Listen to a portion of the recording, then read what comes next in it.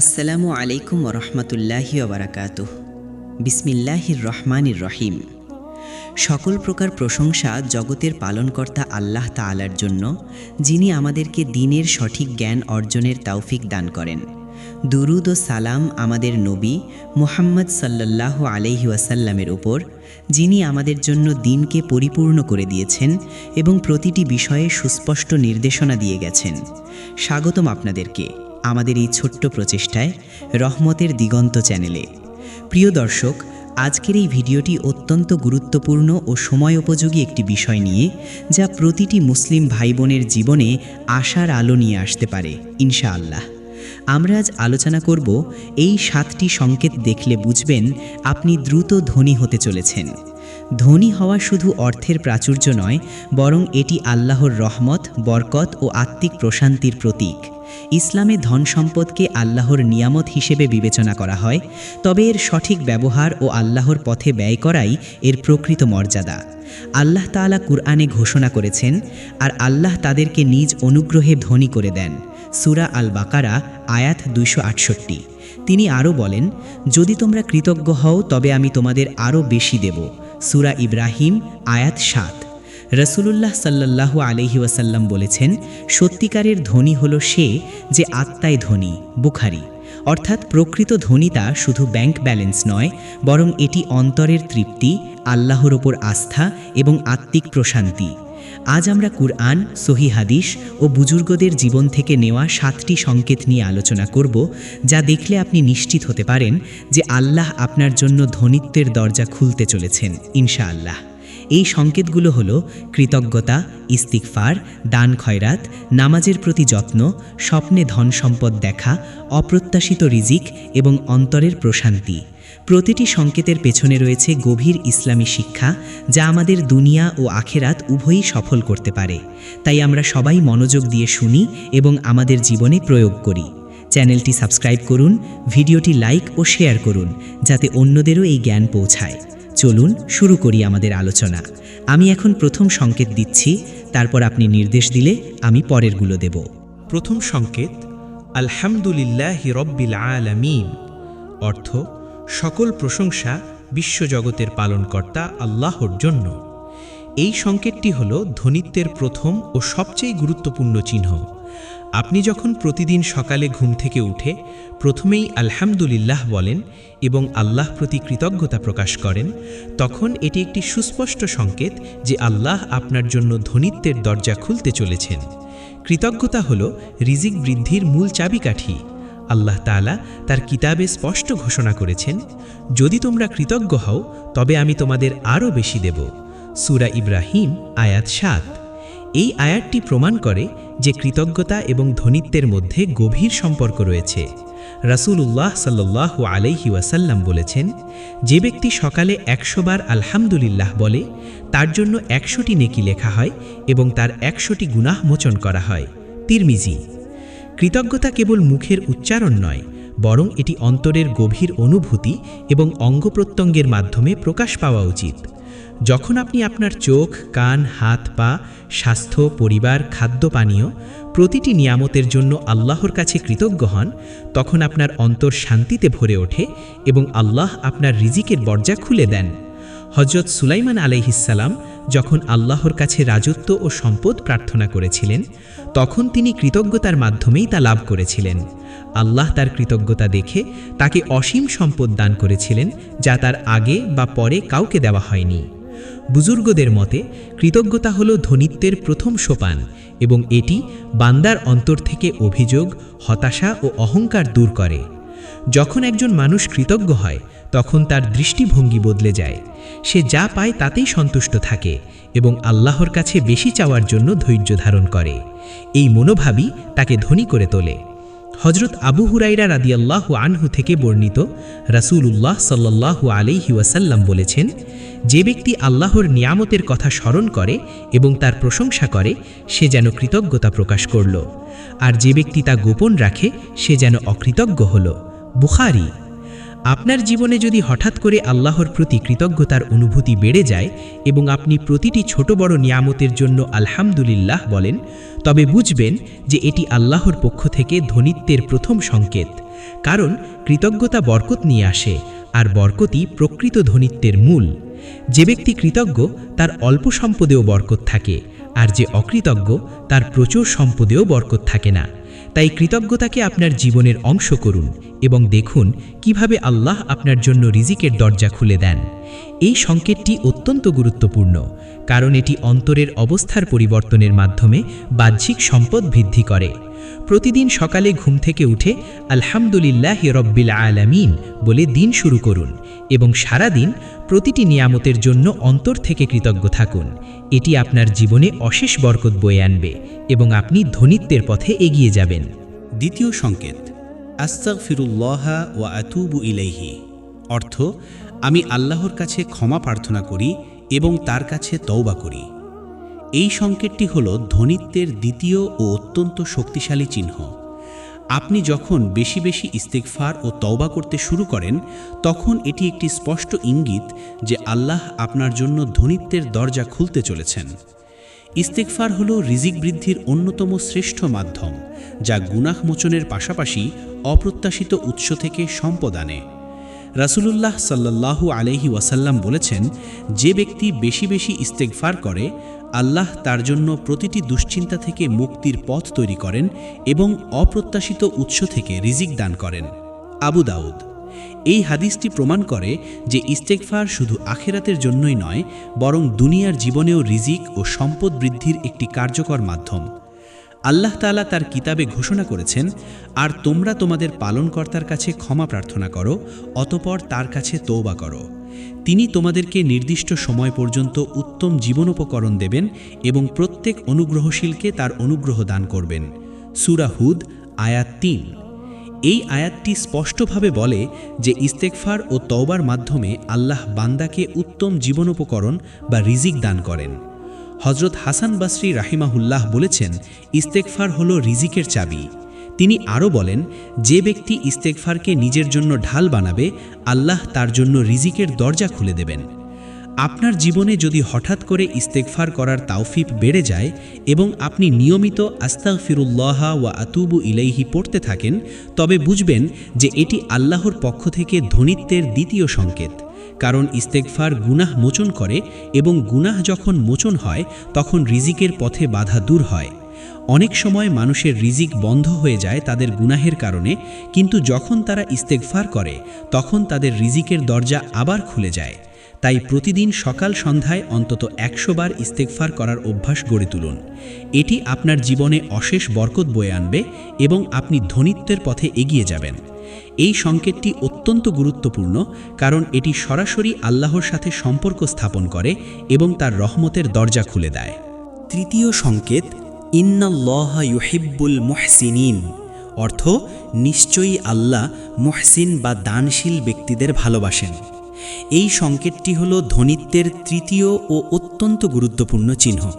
আপনি যখন অন্যদেরকে দান খয়রাত, সাহায্য, সহানুভূতি এবং আর্থিক সহায়তা করতে শুরু করেন, তখন এটি একটি সুস্পষ্ট ইঙ্গিত যে আল্লাহ আপনার জন্য ধনিত্বের দরজা খুলতে চলেছেন। ইসলামে দান খয়রাতকে রিজিক বৃদ্ধির অন্যতম শ্রেষ্ঠ মাধ্যম হিসেবে বিবেচনা করা হয়েছে।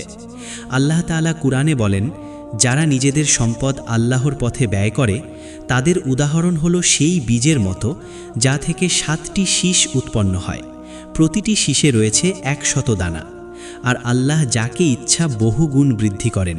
সূরা আল বাকারা আয়াত ২৬১। এই আয়াতটি প্রমাণ করে যে দান খয়রাতের মাধ্যমে আল্লাহ বান্দার সম্পদ বহুগুণ বৃদ্ধি করেন। রাসূলুল্লাহ সাল্লাল্লাহু আলাইহি ওয়াসাল্লাম বলেছেন, দান খয়রাত সম্পদ হ্রাস করে না, বরং আল্লাহ তা বৃদ্ধি করেন এবং বরকত দান করেন। মুসলিম।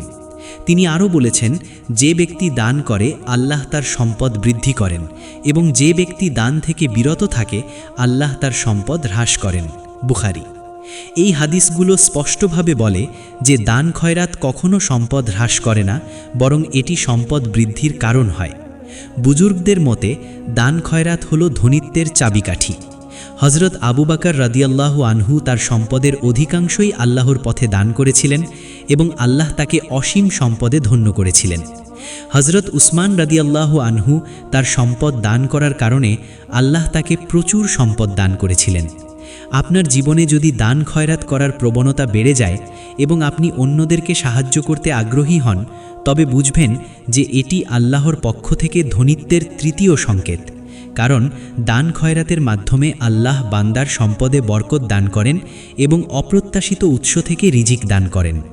অনেক মানুষ মনে করে দান করলে সম্পদ কমে যায়, কিন্তু ইসলাম শিক্ষা দেয় যে দান সম্পদ বৃদ্ধি করে এবং এটি বান্দার জন্য দুনিয়া ও আখিরাতে উভয় জায়গায় কল্যাণ বয়ে আনে। তাই প্রতিদিন অন্তত কিছু পরিমাণ দান খয়রাত করার অভ্যাস গড়ে তুলুন। এটি আপনার জীবনে অশেষ বরকত বয়ে আনবে এবং আপনি ধনীত্বের পথে এগিয়ে যাবেন। এই সংকেতটি অত্যন্ত গুরুত্বপূর্ণ, কারণ এটি সরাসরি আল্লাহর সন্তুষ্টি অর্জনের মাধ্যম এবং বান্দার অন্তরকে পরিশুদ্ধ করে।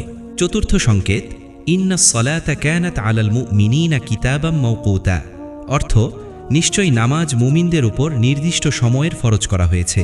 সূরা নিসা আয়াত 103। এই সংকেতটি হল ধনীত্বের চতুর্থ ও অত্যন্ত গুরুত্বপূর্ণ চিহ্ন। আপনি যখন নামাজের প্রতি অত্যন্ত যত্নশীল হন, সময়মতো নামাজ আদায় করেন এবং নামাজের গুরুত্ব অনুভব করেন, তখন এটি একটি সুস্পষ্ট ইঙ্গিত যে আল্লাহ আপনার জন্য ধনীত্বের দরজা খুলতে চলেছেন। নামাজ হল বান্দা ও আল্লাহর মধ্যে সম্পর্ক স্থাপনের সবচেয়ে শক্তিশালী মাধ্যম। এটি বান্দার অন্তরকে পরিশুদ্ধ করে, গুনাহ থেকে বাঁচায় এবং আল্লাহর নৈকট্য লাভের সুযোগ দেয়।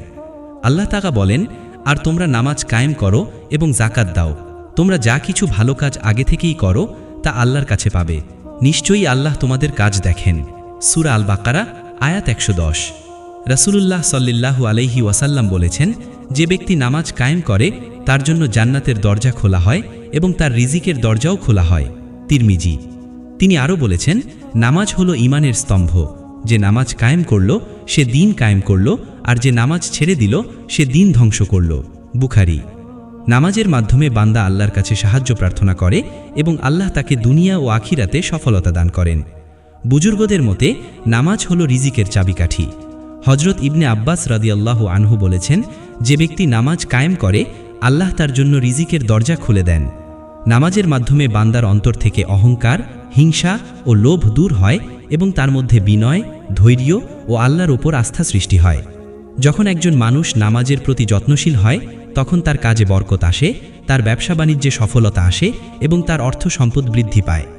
নামাজ বান্দাকে শয়তানের কুমন্ত্রণা থেকে রক্ষা করে এবং তাকে সৎ পথে পরিচালিত করে। আপনার জীবনে যদি হঠাৎ করে নামাজের প্রতি যত্ন বেড়ে যায়, আপনি সময়মতো নামাজ আদায় করেন এবং নামাজের পর দোয়া ও জিকির করেন, তবে বুঝবেন যে এটি আল্লাহর পক্ষ থেকে ধনীত্বের চতুর্থ সংকেত। কারণ নামাজের মাধ্যমে আল্লাহ বান্দার রিজিকের দরজা খুলে দেন এবং তার জীবনকে বরকতময় করে তোলেন। তাই প্রতিদিন 5 ওয়াক্ত নামাজ সময়মতো আদায় করুন এবং নামাজের পর আল্লাহর কাছে রিজিক প্রার্থনা করুন। এটি আপনার জীবনে অশেষ বরকত বয়ে আনবে এবং আপনি ধনীত্বের পথে এগিয়ে যাবেন। এই সংকেতটি অত্যন্ত গুরুত্বপূর্ণ, কারণ নামাজ হলো ইসলামের দ্বিতীয় স্তম্ভ এবং এটি বান্দার আত্মিক ও বস্তুগত উন্নতির মূল চাবিকাঠি। পঞ্চম সংকেত, ওয়াফিস সামাই রিজকুকুম ওয়ামা তুআদুন, অর্থ আর আকাশে রয়েছে তোমাদের রিজিক এবং তোমাদের প্রতিশ্রুত বিষয়সমূহ। সূরা জারিয়াত আয়াত 22। এই সংকেতটি হল ধনীত্বের পঞ্চম ও অত্যন্ত গুরুত্বপূর্ণ চিহ্ন। আপনি যখন স্বপ্নে ধন সম্পদ, রিজিক বা অপ্রত্যাশিত উপায়ে অর্থ সম্পদ আসতে দেখেন, তখন এটি একটি সুস্পষ্ট ইঙ্গিত যে আল্লাহ আপনার জন্য ধনীত্বের দরজা খুলতে চলেছেন। ইসলামে স্বপ্নকে 3টি ভাগে ভাগ করা হয়েছে: আল্লাহর পক্ষ থেকে সত্য স্বপ্ন, শয়তানের পক্ষ থেকে দুঃস্বপ্ন এবং মানুষের মনের খেয়াল। রাসূলুল্লাহ সাল্লাল্লাহু আলাইহি ওয়াসাল্লাম বলেছেন, সত্য স্বপ্ন হল নবুয়তের 46 ভাগের একটি ভাগ। বুখারী।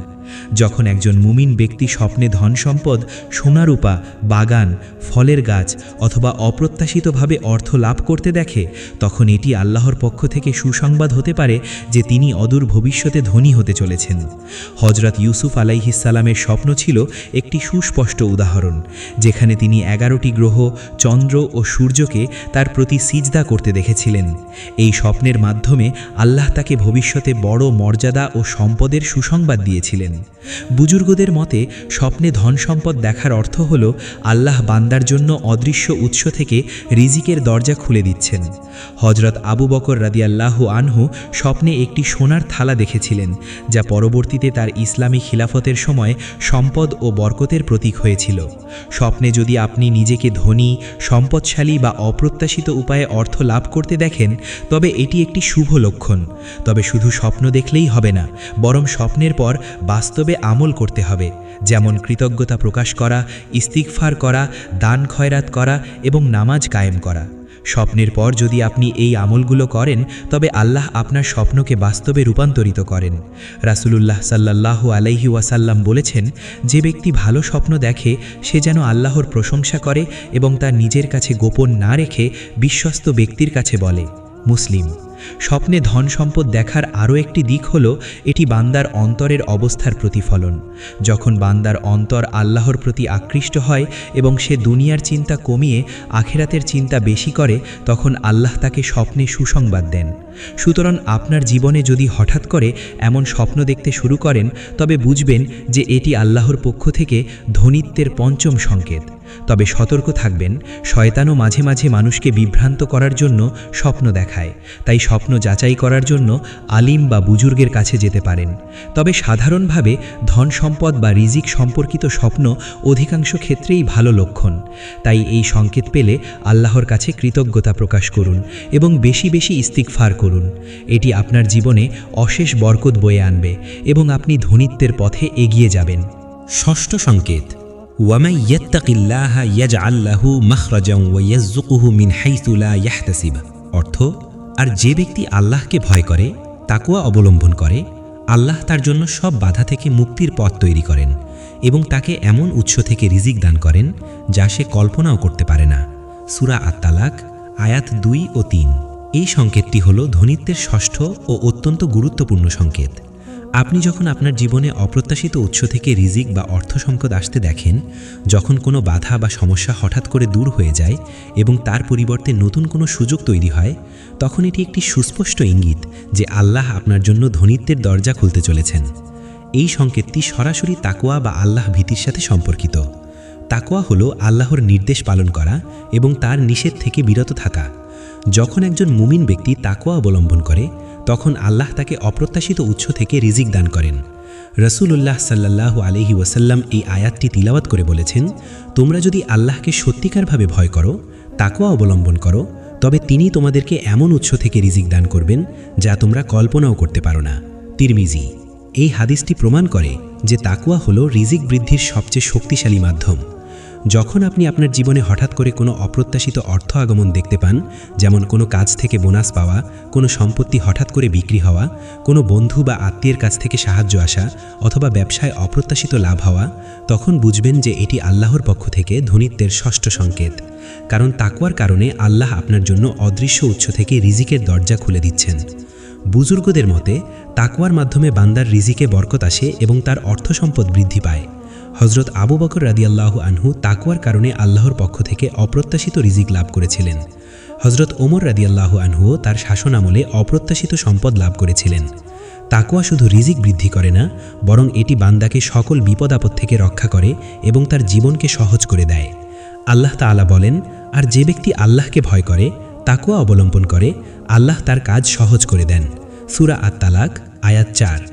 আপনার জীবনে যদি হঠাৎ করে অপ্রত্যাশিত উৎস থেকে রিজিক আসতে শুরু করে এবং আপনি বুঝতে পারেন যে এটি আল্লাহর পক্ষ থেকে বিশেষ রহমত, তবে বুঝবেন যে এটি ধনীত্বের ষষ্ঠ সংকেত।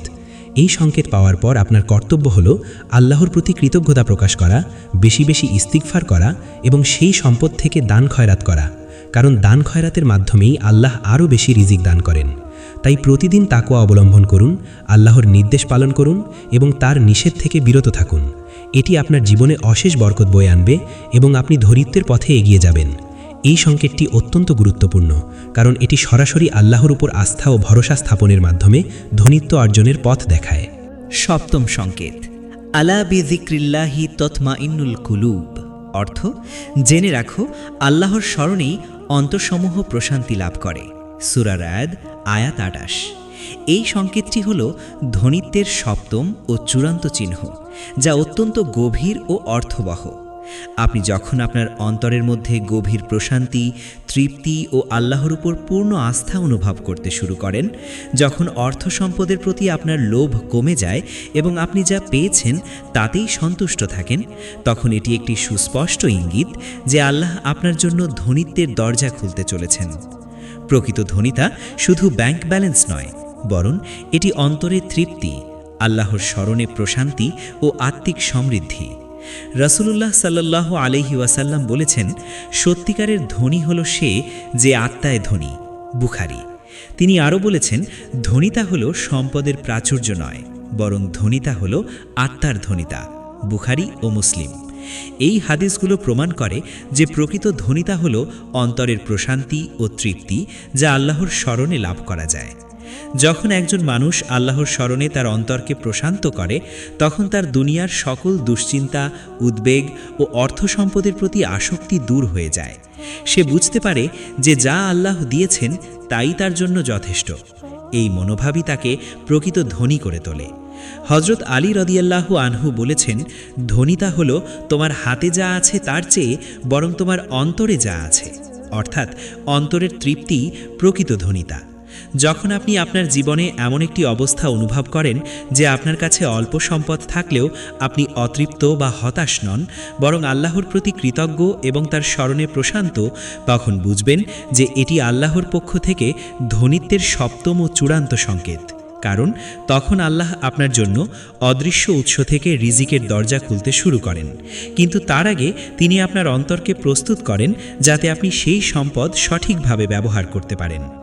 বুজুর্গদের মতে অন্তরের প্রশান্তি হল সবচেয়ে বড় নিয়ামত যা আল্লাহ তার বিশেষ বান্দাদের দান করেন।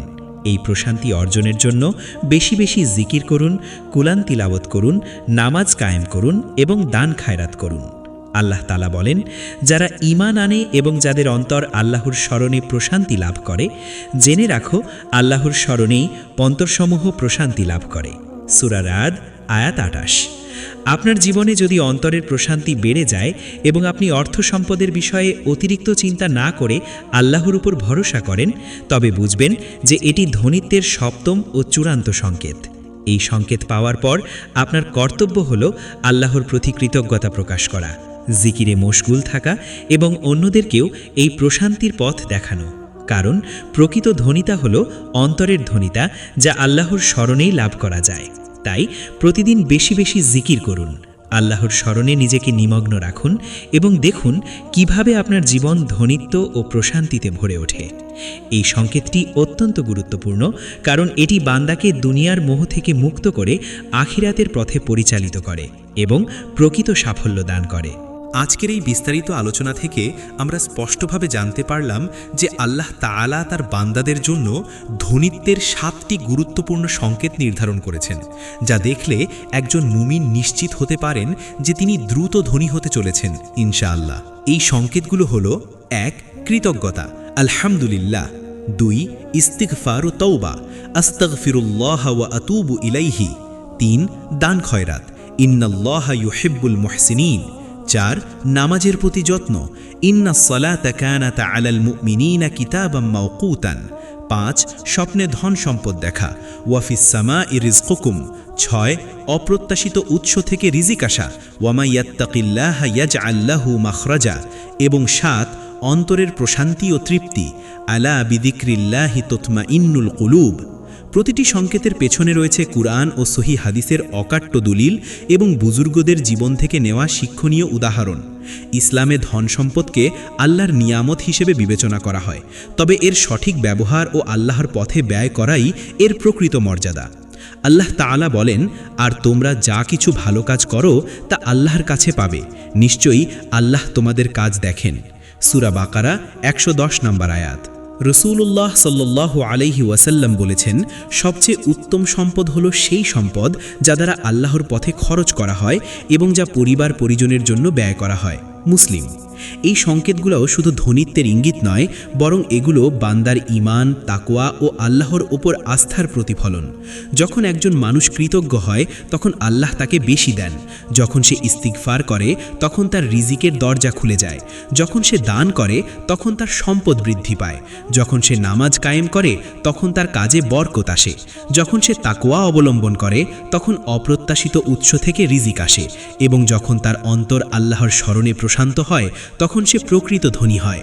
বুজুর্গদের মতে ধনীত্বের মূল চাবিকাঠি হল আল্লাহর সন্তুষ্টি অর্জন করা। হজরত সুফিয়ান সাউরি রাহিমাহুল্লাহ বলেছেন, যে ব্যক্তি আল্লাহর সন্তুষ্টি অর্জন করেছে সে দুনিয়ার সব সম্পদের মালিক হয়েছে। সুতরাং আমরা সবাই এই 7টি সংকেতকে আমাদের জীবনে প্রয়োগ করার চেষ্টা করি। যদি আমরা কৃতজ্ঞ, ইস্তিগফারকারী, দানশীল, নামাজে যত্নশালী, তাকওয়াওয়ান ও অন্তরের প্রশান্তি অর্জনকারী হই, তাহলে আল্লাহ আমাদের জন্য ধনীত্বের দরজা খুলে দেবেন ইনশাআল্লাহ। আমাদের চ্যানেলটি সাবস্ক্রাইব করুন, ভিডিওটি লাইক ও শেয়ার করুন, যাতে অন্যরাও এই গুরুত্বপূর্ণ জ্ঞান অর্জন করতে পারে। আল্লাহ আমাদের সকলকে সঠিক পথে চলার তৌফিক দান করুন এবং আমাদের দুনিয়া ও আখিরাতে উত্তম ভাগ্য দান করুন। আমিন। আসসালামু আলাইকুম ওয়া রাহমাতুল্লাহি ওয়া বারাকাতুহু।